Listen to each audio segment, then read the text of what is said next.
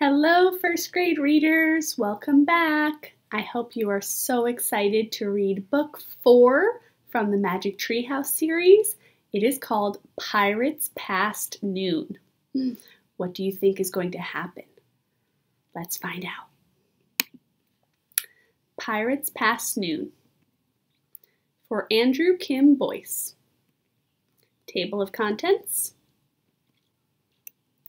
There's Jack and Annie. It looks like it's raining. Chapter 1. Too late! Jack stared out his bedroom window.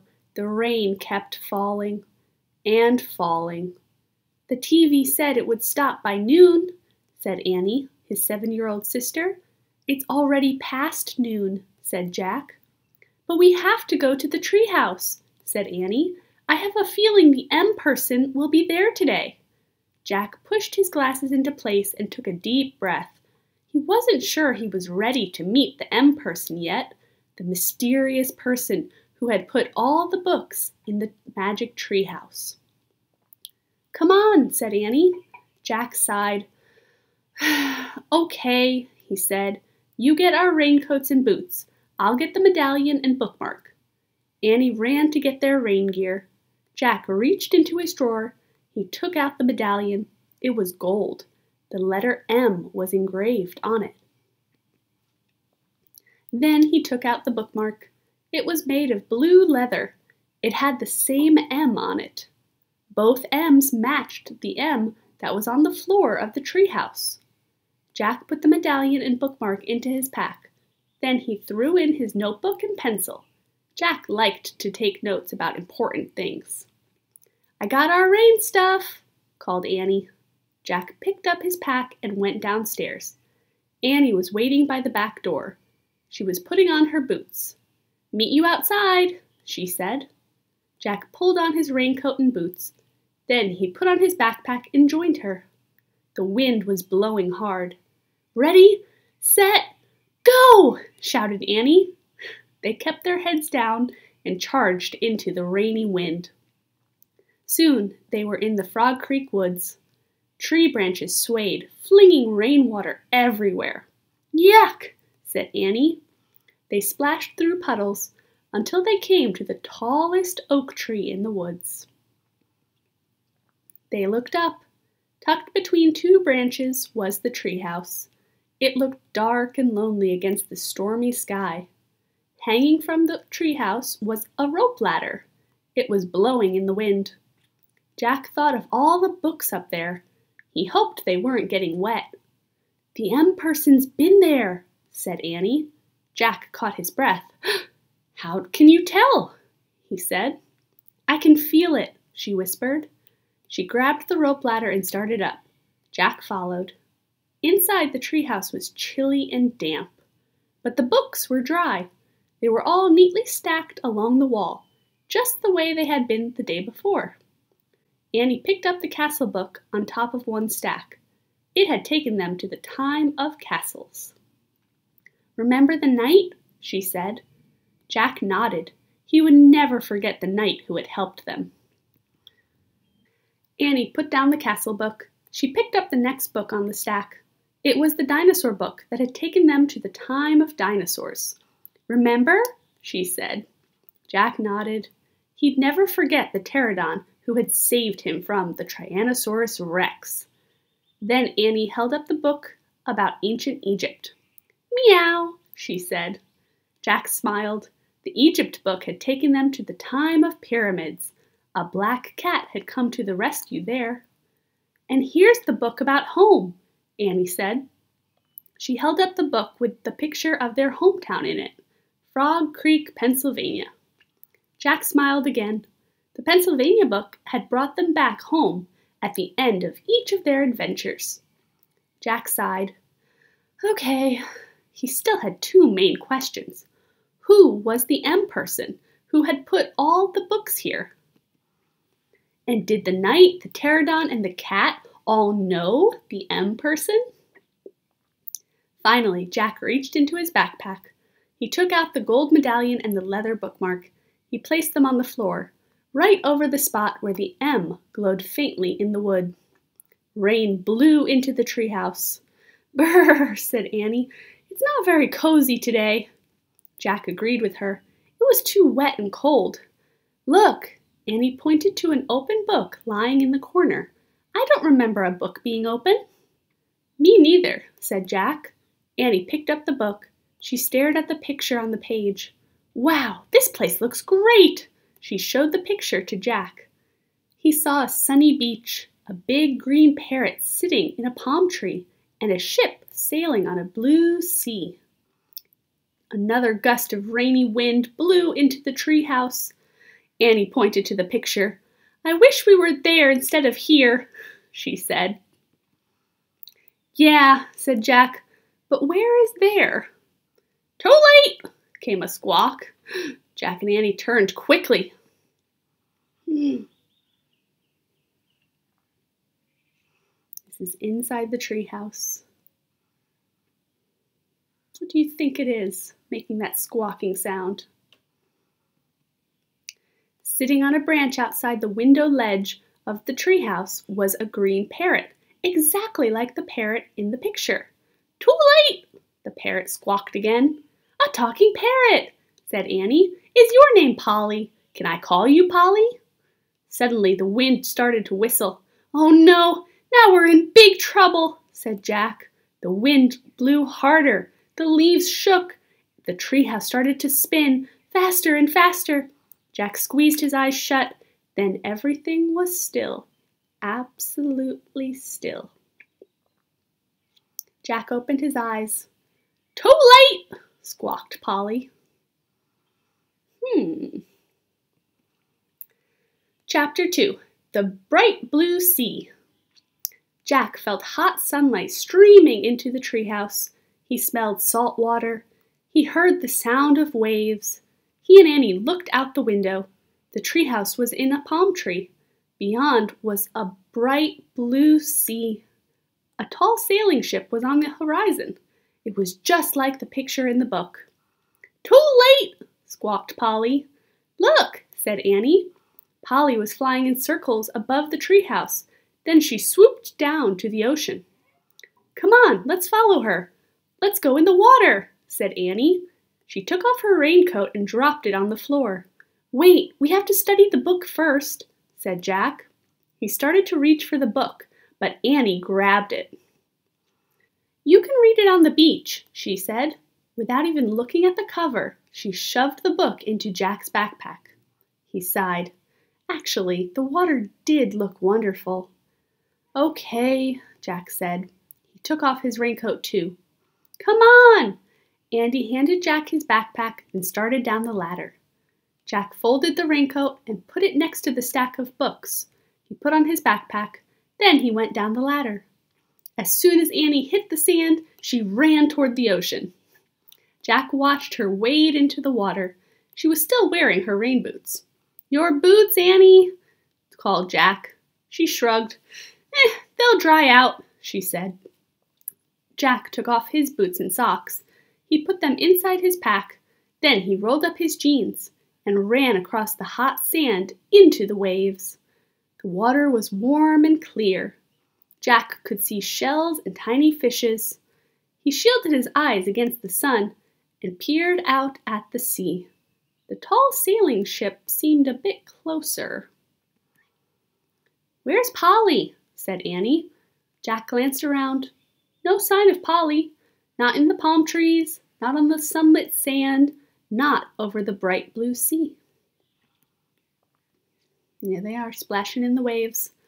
Annie with her boots on, Jack with his pants rolled up. And if you're looking over here at the cover, right there, I'm hoping you're making some predictions.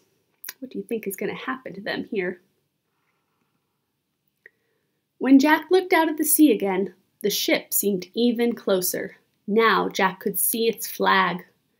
As he stared at the ship's flag, a chill went through him.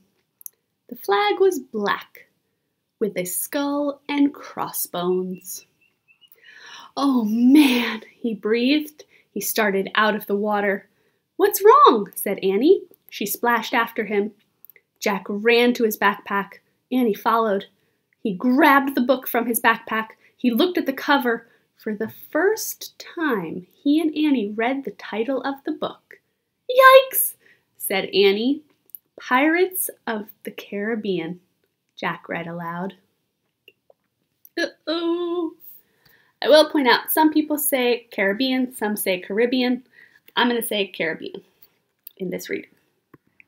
Chapter 3. 3 Men in a Boat. "We've come to the time of pirates," Jack said. "Pirates?" squeaked Annie. "Like in Peter Pan?" Jack flipped to the picture that showed the parrot, the sea, and the ship. He read the caption under the picture. 300 years ago, pirates raided Spanish treasure ships in the Caribbean Sea." He grabbed his notebook and pencil from his pack. He wrote, "Pirates in the Caribbean." He turned to the next page. There was a picture of a pirate flag. He read, "The skull and crossbones flag was called the Jolly Roger." "Let's go," said Annie.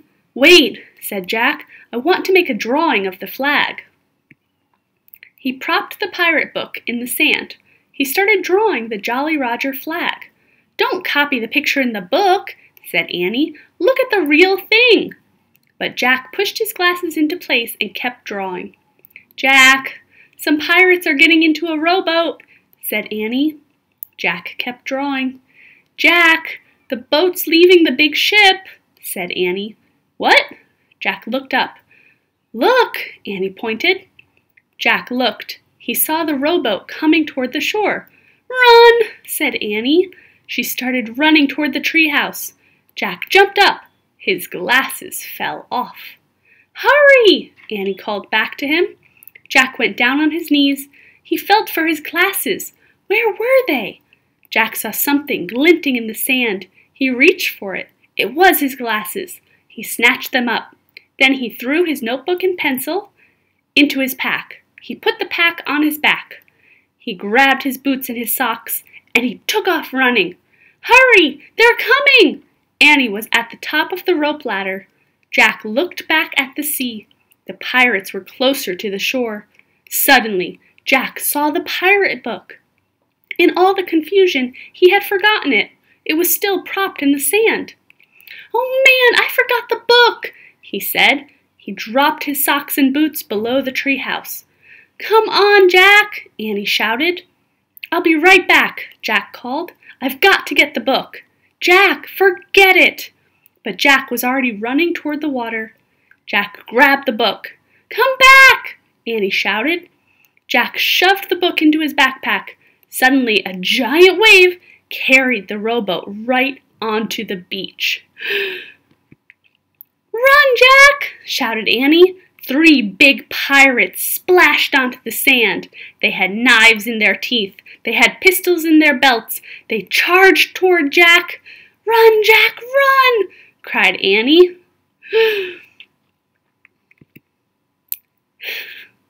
Chapter 4. Vile Booty. Jack started to run across the hot sand. He ran as fast as he could, but the pirates ran faster. Before Jack knew it, the biggest pirate had grabbed him.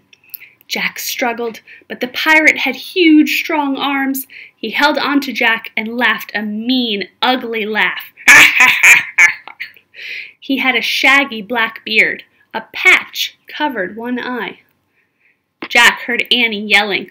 He saw her coming down the rope ladder. "Stay where you are!" Jack shouted. But Annie kept coming. "Leave him alone, you bully!" she cried. The other 2 pirates laughed meanly. They were dirty and ragged. Annie charged up to the biggest pirate. "Let him go," she said. She hit the pirate with her fist and kicked him. But the pirate just growled. "Arr!" Then he grabbed her too, and with his giant hands he held Jack and Annie as if they were 2 kittens. "No one escapes Captain Bones," he roared. His breath was terrible. "Let go!" Annie shouted into his face, but Captain Bones just smiled. All his teeth were black. Annie fell silent. Captain Bones laughed loudly. Ha ha ha ha ha! Then he turned to the other two. And there's Captain Bones. Captain would be short for captain. Find out what's in their house, you dogs, he said. Aye, aye, Captain, they answered, and they started up the ladder to the tree house. What do you spy, Pinky? Shouted Captain Bones. Books, Captain, Pinky shouted down. Arr, books, growled Captain Bones. He spit on the sand. I want gold, you dogs. Dogs are nicer than you, said Annie. Shh, said Jack. What about you, Stinky? Captain Bones roared. Just books, Captain, shouted Stinky. Reader, is it just books? Do you remember something from earlier? We'll see. Arr, books, said Captain Bones. He spit on the sand again. I hate books. Keep looking, dogs. Find me something good. Captain Bones grabbed Jack's backpack. What's in here? He said. Nothing. Jack quickly opened the pack. Just paper, a pencil, a book. Another book, roared Captain Bones. That's vile booty. A gleeful shriek pierced the air. Woohoo! Captain Bones froze. What's that? He shouted. Look, Captain, look! Pinky leaned out the treehouse window. He held the medallion. It glimmered in the sunlight. Oh, brother, thought Jack. Throw it down, cried Captain Bones. It's not yours, shouted Annie. Captain Bones dropped Jack and Annie. He caught the medallion as it fell. Gold, gold, gold, he cried. Captain Bones threw back his head and laughed horribly. Ha ha ha ha ha. He grabbed two of his pistols. He shot them into the air. Pinky and Stinky howled like wolves. Ooh. Pirates seemed very happy. There's Captain Bones, celebrating. What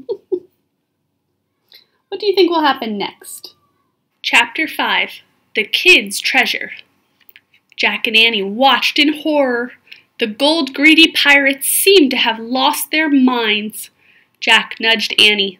Together they started to back slowly away from the pirates, toward the treehouse. Halt! Captain Bones shouted. He aimed his pistols at them. Not another step, lubbers! Jack and Annie froze. Captain Bones grinned his black-toothed grin. Tell old Bones where the rest is, he growled, or prepare to meet thy doom. What rest? Said Annie. The rest of the treasure, roared Captain Bones. I know it's on this island. I have a map. He reached into a belt pouch and pulled out a torn piece of paper. He waved it at Jack and Annie. Is that a treasure map? Asked Jack. Aye, it's the map telling about Kid's treasure. Which kid's treasure? Not us kids, said Annie. We don't know anything about a kid's treasure. Why don't you read the map? Said Jack. You read it! Captain Bones shoved the map in Jack's face. Jack stared at the strange marks on the paper. What does that mean? Asked Jack. What does what mean? Asked Captain Bones. Those words. Jack pointed at the words at the bottom of the map. Well, it means... Captain Bones's good eye squinted at the writing. He frowned. He coughed. He rubbed his nose. Aw, leave him alone, Pinky growled at Jack. You know he can't read, said Stinky. Shut up, Captain Bones roared at his men. Jack and I can read, Annie piped up. Shh, said Jack. Captain, make him read the map, said Stinky. Captain Bones gave Jack and Annie a dark look. Read it, he growled. Then will you let us go? Said Jack. There's the map. You can see the words down at the bottom. It would be hard to not know how to read. It's a good thing you guys are all learning how to read. The pirate squinted his good eye. Aye, lubber. When the treasure's in me hands, I'll let you go. Okay, said Jack. I'll read it to you. He looked at the map. It says, "The gold doth lie beneath the whale's eye." Eh? Captain Bones scowled. What's that supposed to mean, lubber? Jack shrugged. Hang it! Take 'em hack to the ship, shouted Captain Bones. They can rot in there till they're ready to tell us how to find Kid's treasure. Jack and Annie were tossed into the rowboat. Waves splashed the sides. The sky ahead was dark with thunder clouds. A strong wind had started to blow. Row, dogs, row, said Captain Bones. Pinky and Stinky began rowing toward the big ship. Look, Annie said to Jack. She pointed to the shore. Polly the parrot was flying over the sand. She wants to help us, whispered Annie. Polly started to fly out over the waves, but the winds were too strong. She turned around and flew back to the island. So now Jack and Annie are being taken to the pirate ship. What do you think is going to happen next? Chapter 6. The Whale's Eye. The rowboat tossed from side to side. The waves were huge. Salty spray stung Jack's eyes. He felt seasick. Hold her steady, shouted Captain Bones. He pointed at the sea. Or we'll be meat for those evil brutes. Dark fins cut through the water. Sharks. One zoomed right by the boat. Jack could have reached out and touched it. He shuddered. Soon the rowboat pulled alongside the ship. The air was filled with wild fiddle music and bagpipes playing, and Jack heard jeers, shouts, and ugly laughter. Hoist 'em aboard, Captain Bones shouted to his men. Jack and Annie were hauled onto the deck. They're on the pirate ship. The ship creaked and moaned. It rolled from side to side. Ropes flapped and snapped in the wild wind. Everywhere they looked, Jack and Annie saw pirates. Some were dancing, some were drinking. Many were fighting, with swords or with their fists. Lock 'em in my cabin, Captain Bones ordered. A couple of pirates grabbed Jack and Annie and threw them in the ship's cabin, then locked the door. The air inside the cabin was damp and sour-smelling. A shaft of gray light came through a small, round window. Oh, man, said Jack. We've got to figure out how to get back to the island. So we can get into the treehouse and go home, said Annie. Right. Jack suddenly felt tired. How would they ever get out of this mess? We'd better examine the book, he said. He reached into his pack and pulled out the pirate book. He flipped through the pages. He looked for information to help them. Look, he said. He found a picture of pirates burying a treasure chest. This might help. Together they read the words under the picture. Captain Kidd was a famous pirate. It was said that he buried a treasure chest on a deserted island. The chest was filled with gold and jewels. Captain Kidd, said Jack. So that's the kid that Bones keeps talking about, said Annie. Right, said Jack. Oh, it's Kidd with 2 D's, like in a name. Annie looked out the round window. And Captain Kidd's treasure is buried somewhere on the island, she said. Jack took out his notebook and pencil. He wrote, Captain Kidd's treasure on island. Jack, Annie said. Shh, wait a minute, he said. I'm thinking. Guess what I see, said Annie. What? Jack asked. He looked back at the book. A whale. Neat, he said. Then he looked up. A whale? Did you say a whale? A whale, a huge whale, as big as a football field. Jack jumped up and looked out the window with her. Where? Jack asked. All he could see was the island, the stormy waves, the shark fins. There, said Annie. Where? Where? There! The island is shaped like a giant whale. Oh, man, whispered Jack. Now he could see it. See the whale's back? Said Annie. Yup. The slope of the island looked like the back of a whale. Reader, I hope you're picturing this in your mind. You're going to see a drawing in a moment. See his spout? Said Annie. Yup, the palm tree that held the treehouse looked like the spout of a whale. See his eye? Said Annie. Yup, a big black rock looked like the eye of the whale.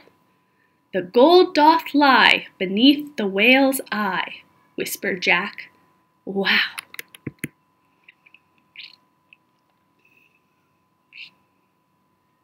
It's pretty cool. You can see the spout. This would be the body, maybe a fin, and there's the whale's eye right there. It's pretty clever. Chapter 7. Gales a-blowin'. So the treasure must be under that rock, said Annie. Right, said Jack. Now we just have to get back to the island. We'll show Captain Bones where the treasure is. Then, while all the pirates are digging, we'll sneak up to the treehouse. And make a wish to go home, said Annie. Right. Jack poked his head out of the round window of the cabin. Captain Bones, sir, he shouted. The pirates took up the cry. Captain Bones! Captain Bones! Hey! Came a horrible voice. Captain Bones stuck his ugly face through the window. His good eye glared at Jack. What do you want, lubbers? We're ready to tell the truth, sir, said Jack. Go ahead, growled Captain Bones. We know where Captain Kidd's treasure is. Where? We can't just tell you. We have to show you, said Annie. Captain Bones gave Jack and Annie a long, hard look. You'll need a rope, said Jack. And shovels, said Annie. Captain Bones growled. Then he roared at his men. Get some rope and shovels. Aye, aye, Captain. Then throw these lubbers in the boat. We're going back to the island. Aye, aye, Captain. Back in the rowboat, Jack saw the sky had grown even darker with clouds. The waves were bigger. The wind was howling. Gale's a-blowin', said Pinky. You'll see a gale if I don't get me gold today, by thunder! Captain Bones shouted. Row, dogs, row! The three pirates battled the waves until the rowboat reached the island. They all piled onto the shore. Captain Bones grabbed Jack and Annie. Okay, lubbers, he said. Now show us where the treasure is. There, said Annie. She pointed at the black rock near the tip of the island. Under that rock, said Jack. Captain Bones dragged Jack and Annie down the beach to the black rock. Get to work, Captain Bones said to Pinky and Stinky. What about you? Said Annie. Me? Work? Captain Bones chuckled. Jack gulped. How could they get away from him? Don't you think you should help your friends? He said. Captain Bones gave Jack a horrible grin. Nay, I'm going to hold you two until there's treasure in me hands. They're not able to get away. Time for a new plan. Chapter 8. Dig, dogs, dig. Pinky and Stinky tied their rope around the big rock. The wind howled. The two pirates pulled and pulled and pulled. They need help, said Jack. Let the dogs do the work, growled Captain Bones. You're not very nice to them, said Annie. Who cares? Roared Captain Bones. Captain, we got it, shouted Pinky. They started pulling the rock across the sand. Now let's dig where the rock was, said Jack. All of us. But Captain Bones ignored his suggestion. Dig, you dogs, he shouted. Pinky and Stinky began to dig. The wind blew even harder.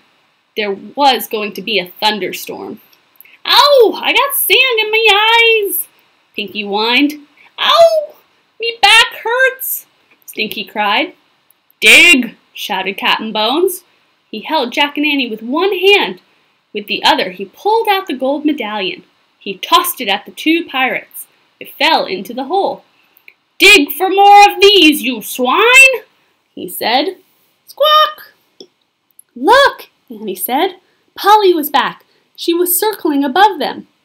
Go back, she squawked. Pinky and Stinky looked up at the parrot. They scowled. "Dig!" shouted Captain Bones. "A big storm is coming, Captain," said Pinky. "Go back," said Polly. "The bird's an omen, Captain," shouted Stinky. "Dig, you dogs!" shouted Captain Bones. "Go back," squawked Polly. "The bird's warning us," shouted Pinky. "We've got to get to the ship before it's too late." The two pirates threw down their shovels. They started running toward the rowboat. "Mutineers, come back!" shouted Captain Bones. He dragged Jack and Annie down the beach as he ran after his men. "Stop!" But the pirates kept running. They got to the rowboat and pushed it into the sea. "Wait!" shouted Captain Bones. Pinky and Stinky jumped into the boat. They started rowing. "Wait!" Captain Bones let go of Jack and Annie. He ran into the water. "Wait, you dogs!" He hauled himself into the rowboat. Then the three pirates disappeared into the spray of the waves. "Go back!" squawked Polly. "She means us," said Annie. Just then the storm broke over the island.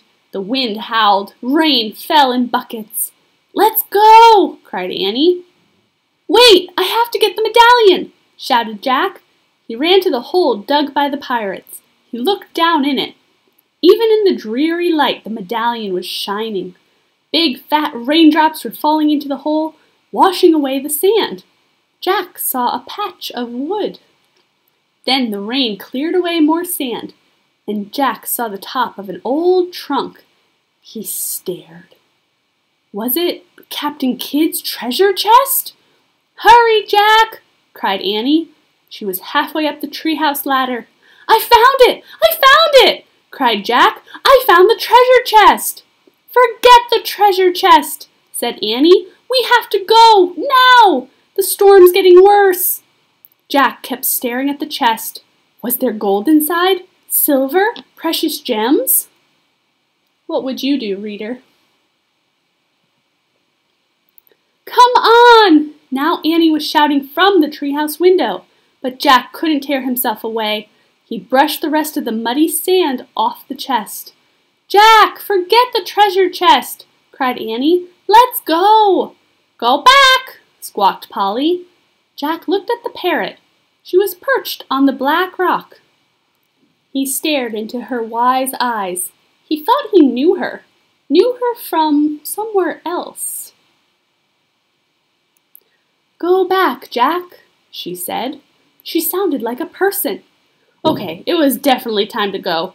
Jack took one last look at the treasure chest.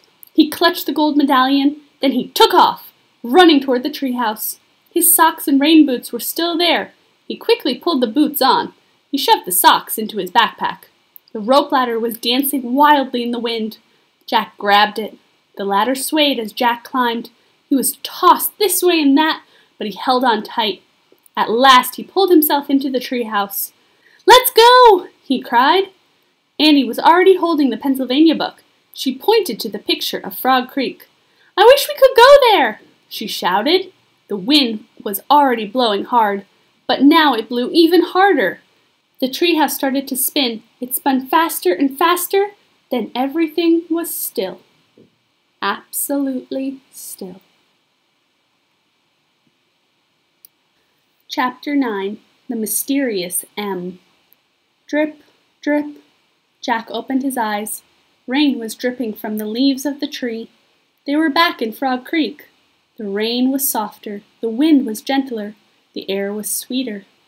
"Oh, man," Jack sighed. "That was close." He was still holding the gold medallion. "Polly's gone," said Annie sadly. "I was hoping she might come back with us." "No magic creature has ever come back with us," said Jack. He pulled off his backpack. It was damp with rain and salt water. Jack took out the pirate book. He put it on the stack of books, on top of the dinosaur book, and the night book, and the mummy book. Then Jack put the gold medallion beside the bookmark with the letter M. Next, he went down onto his knees. He ran his finger over the shimmering M on the floor. "We didn't find any M's on this trip," he said. "Or the M person," said Annie. Squawk! Polly! Annie cried. The parrot whooshed into the treehouse. She perched on the stack of books. Polly looked straight at Jack. What are you doing here? He asked her. Slowly, Polly raised her bright green wings.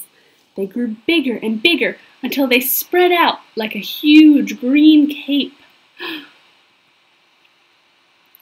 Then, in a great swirl of colors, in a blur of feathers and light, in a flapping and stretching and screeching, a new being took shape. Polly was not a parrot any longer.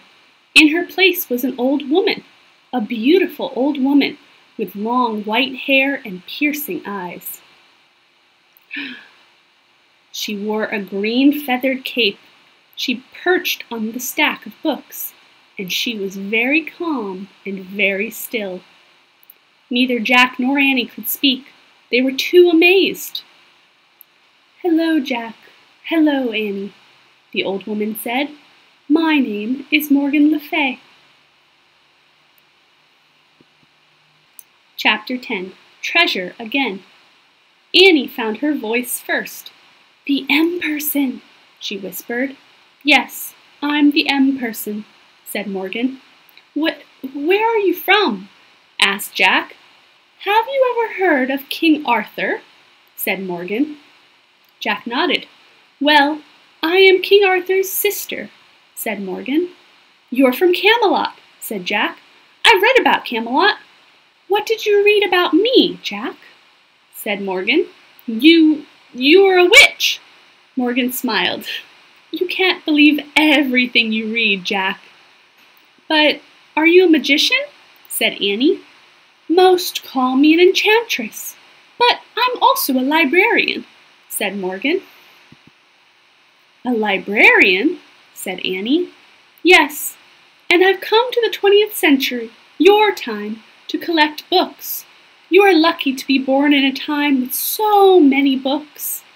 "For the Camelot Library?" asked Jack. "Precisely," said Morgan. "I travel in this treehouse to collect words from many different places around the world and from many different time periods." "Did you find books here?" said Jack. "Oh, yes, many wonderful books. I want to borrow them for our scribes to copy." "Did you put all the bookmarks in them?" said Jack. "Yes. You see, I like the pictures in the books. Sometimes I want to visit the scenes in the pictures. So all the bookmarks mark places I wish to go." "How do you get there?" asked Annie. "I placed a spell on the treehouse," said Morgan. "So when I point to a picture and make the wish, the treehouse takes me there." "I think you dropped this in dinosaur times," said Jack. He handed the gold medallion to Morgan. "Oh, thank you. I wondered where I'd lost it," she said. She put the medallion into a hidden pocket in her cape. "So can anybody work the spell?" asked Annie. "Anybody who tries it?" "Oh dear no, not just anybody," Morgan said. "You two are the only ones besides me to do it. No one else has ever even seen my treehouse before." "Is it invisible?" asked Annie. "Yes," said Morgan. "I had no idea it would ever be discovered, but then you two came along. Somehow you hooked right into my magic." "How?" asked Jack. "Well, for 2 reasons, I think," explained Morgan. "First, Annie believes in magic, so she actually saw the treehouse, and her belief helped you to see it too, Jack." "Oh, man," said Jack. "Then you picked up a book, Jack, and because you love books so much, you caused my magic spell to work." "Wow," said Annie. "You can't imagine my dismay when you started to take off for dinosaur times. I had to make a very quick decision, and I decided to come along." "Oh, so you were the pterodon," said Annie. Morgan smiled. "And the cat, and the knight, and Polly," said Annie. "Yes," said Morgan softly. "You were all these things to help us?" asked Jack. "Yes, but I must go home now. The people in Camelot need my help." "You're leaving?" whispered Jack. I'm afraid I must, said Morgan. She picked up Jack's backpack and handed it to him. Jack and Annie picked up their raincoats. It had stopped raining. You won't forget us, will you? Asked Annie as they put their raincoats on. Never, said Morgan. She smiled at both of them. You remind me too much of myself. You love the impossible, Annie, and you love knowledge, Jack. What better combination is there? Morgan Le Fay touched Annie's forehead gently, and then Jack's. She smiled. Goodbye, she said. Goodbye, said Jack and Annie. Annie left the treehouse first. Jack followed. They climbed down the rope ladder for the last time. They stood below the oak tree and looked up. Morgan was looking out the window. Her long white hair blew in the breeze. Suddenly, the wind began to blow. The leaves began to shake. A loud whistling sound filled the air. Jack covered his ears and squeezed his eyes shut. Then everything was silent, absolutely silent. Jack opened his eyes. The treehouse was gone, all gone, absolutely gone. Jack and Annie stood a moment, staring up at the empty oak tree, listening to the silence. Annie sighed. Let's go, she said softly. Jack just nodded. He felt too sad to speak. As they started walking, he put his hands into his pockets. He felt something. Jack pulled out the gold medallion. Look, he said. How did... Annie smiled. Morgan must have put it there, she said. But how? Magic, said Annie. I think it means she'll be coming back. Jack smiled. He clutched the medallion as he and Annie took off through the wet, sunny woods. As they walked, the sun shined through the woods, and all the wet leaves sparkled. Everything, in fact, was shining. Leaves, branches, puddles, bushes, grass, vines, wildflowers, all glittered like jewels, or gleamed like gold. Annie had been right, thought Jack. Forget the treasure chest. They had treasure at home, a ton of it, everywhere. And that's the end of Book 4, Pirates Past Noon. What do you think, reader? Do you think they'll see Morgan Le Fay again? If you'd like to learn more about pirates, you can look at the nonfiction companion guide, also from the Magic Treehouse Fact Checker series. All right, that's it for this read aloud. Thank you so much. I hope you have a wonderful day.